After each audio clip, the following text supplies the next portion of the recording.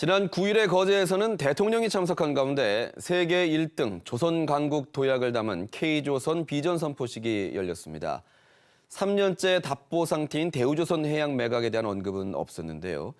지역사회 매각 반대 움직임은 더 거세지고 있죠.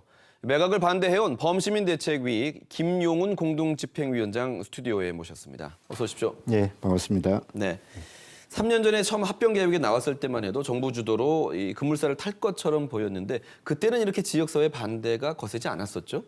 예, 아마 시민들 입장에서 좀 반신반의했던 측면이 많이 있는 것 같습니다. 그런데 어쨌든 최근에 저희가 5월 달에 짧은 기간 3주 동안만 이제 시민 서명을 받았는데 반대 서명을 그 짧은 기간 동안에 약 한 11만 명 이상이 서명을 하셨습니다. 네. 그 말은 그만큼 이제 우리 주민들이 이걸 피부로 느끼고 정말 이게 우리 지역의 어떤 그 먹고 사는 문제가 직결된다라는 걸 느꼈다고 봐지거든요. 그런데 이렇게 엮게 된 배경은 좀 변화가 좀 있었던 것 같아요. 제일 중요한 거는 2019년 1월 달에 매각 발표 이후에 지금 한 2년 반이 지나지 않았습니까? 그러니까 애초에 내세웠던 명분이 저는 거의 이제 없어졌다 이렇게 보는 거예요. 당시의 명분은 이랬거든요.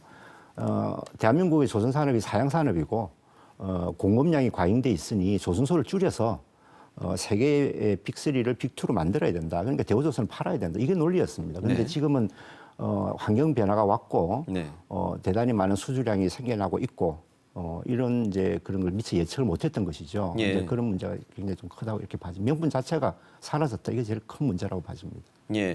그래서 이제 지역사회의 반대 목소리가 더 커졌는데 일단은 지금 유럽연합의 기업결합 심사가 어떻게 결론이 날지가 관건 아니겠습니까?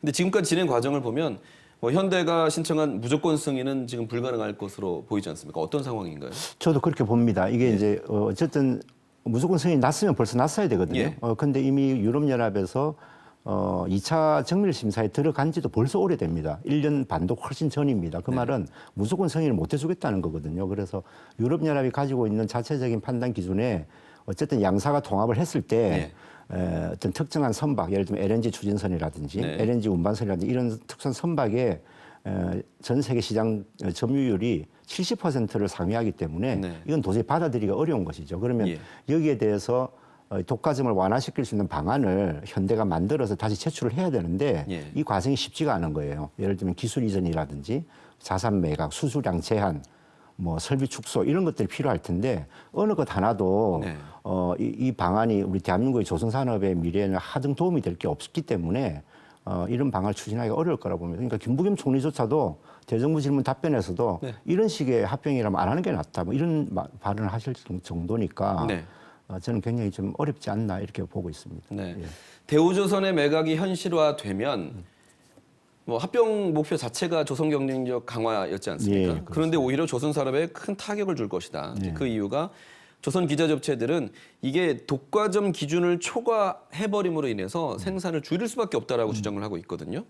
지금 생존을 걱정하고 있는 시점인데 구체적으로 설명을 해주시죠. 좀 그렇습니다. 이게 이제 어쨌든 거제만의 문제가 아니고 경남 전체에 이제 걸린 문제가 거기에서 발생하는데요. 실제로 대우조선 해양이 배를 한 척을 만들게 되면 거기에 수많은 기자재가 들어갑니다. 대표적인 게 엔진 같은 건데요. 이런 것 같은 경우에 지금 우리가 창원에 있는 HSD 엔진에서 우리가 납품을 받아가지고 이제 이걸 하지만 실제로 이게 합병이 되어서 현대중공업이 배를 만든다. 그럼 자회사에서 거의 90%의 기자재를 납품을 받습니다. 그렇기 때문에 굳이 경남에 있는 이 수많은 기자재 업체들로부터 납품을 받을 이유가 없는 것이죠. 엔진 부분이 대표적인 것이고요.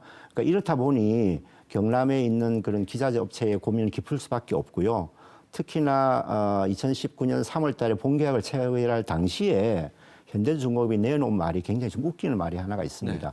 기자재 업체의 그런 그 납품권 생태계를 보장해 주겠다. 단 조건이 하나 있다. 뭐냐? 경쟁력이 있어야 된다. 니들 경쟁력 없으면 우리는 못 받아준다. 이런 거였어요. 그래서 그냥 이제 빈말을 뿐이긴 하지만 이제 그런 식의 접근이 있어 왔고 현실도 그런 우려에 점점 가까워지고 있다 이렇게 보고 있습니다. 그러니까 대우조선해양은 이 조선 기자재 업체로부터 부품을 받아왔다면 현대중공업은 자기들 자회사를 통해서 지금 받아오고 있기 때문에 90% 이상이 그렇습니다. 그렇게 거제 경제까지 타격을 입힐 수밖에 없다라는 말씀이신 거죠? 그렇죠. 지금 거제 경제가 사실 좀 안 좋은 것으로 저희가 좀 트리플 크라운입니다.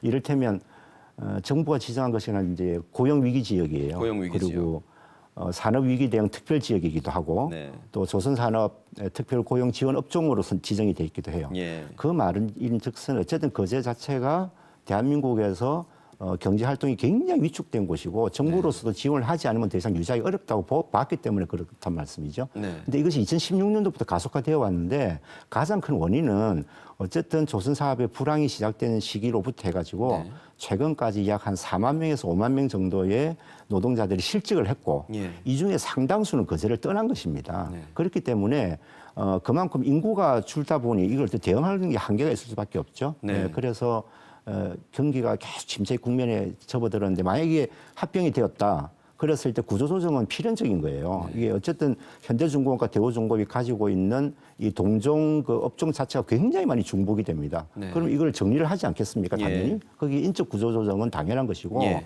그러면 지금의 거제의 경기는 뭐 더 하락할 수밖에 없는 그런 상황이 되는 거죠. 네. 지금 대책의 앞으로 계획 끝으로 들어보겠습니다. 저희가 사실은 저희가 하는 거에 따라서 좀 영향을 많이 받으면 좋겠지만 네. 지금까지 저희가 한 2년 반 동안 활동을 하면서도 참 그러지 못한 걸 많이 봐왔습니다. 다만 우리가 경남도나 지금 안타깝긴 하지만 김경수 도지사가 계실 때 좀 강력하게 그런 뜻을 피력을 해서 정부 차원에서라도 좀 그걸 어필을 네. 했으면 좋았겠는데 그런 기도 못했던 게 좀 안타깝기도 하고 예. 저희도 한계가 있는 건 사실이에요. 그러나 어쨌든 내년에 지방선거도 있고 대통령 선거도 네. 있고 이런 과정도 있기 때문에 최대한 뜻을 잘 모아서 네. 정부에 반영되도록 노력하겠습니다. 알겠습니다. K조선의 상생을 위해서 정부가 노력하겠다고 말한 만큼 또 앞으로의 추이를 계속 지켜보도록 하겠습니다. 말씀 감사합니다. 예, 고맙습니다.